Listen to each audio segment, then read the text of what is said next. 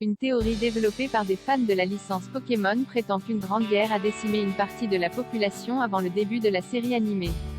Tout le monde connaît la célèbre franchise Pokémon, adaptée des jeux vidéo éponymes, qui plonge ses fans dans la peau de jeunes dresseurs en route pour triompher de la Ligue Pokémon et ses champions légendaires. Armés de vos Pokéballs et de votre Pokédex, vous voici donc partis à l'aventure, avec pour mission de capturer et de dresser les Pokémon qui croiseront votre route pour former la meilleure équipe possible.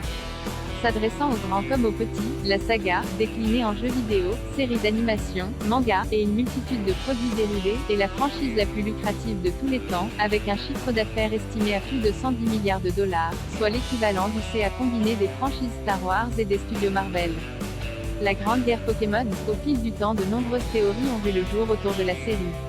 Penchons-nous aujourd'hui sur l'une des plus populaires, et si une grande guerre Pokémon avait décimé une partie de la population avant le début des aventures de Sacha et Pikachu? Plusieurs éléments de l'histoire alimentent en effet cette théorie certes farfelue, mais également plausible. Tout d'abord, ni Sacha ni Régis ne vivent avec leur père. Les raisons de ces absences paternelles sont d'ailleurs floues. Par ailleurs, les enfants de l'univers Pokémon semblent s'émanciper beaucoup plus tôt que dans notre monde puisque personne ne s'étonne de les voir parcourir le monde et subvenir à leurs propres besoins, sans tuteur ni accompagnateur.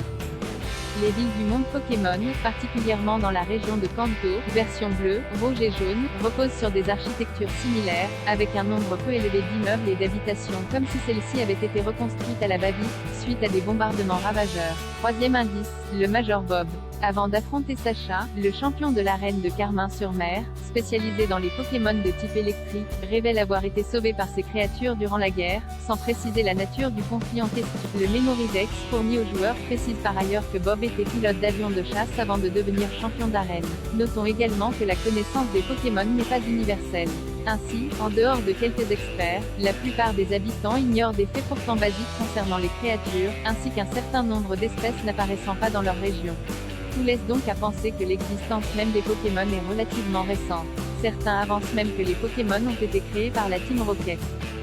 Que l'on adhère ou non à cette théorie, n'oublions pas que les valeurs de Pokémon, des jeux comme de la série, sont avant tout humanistes, pacifistes et universalistes.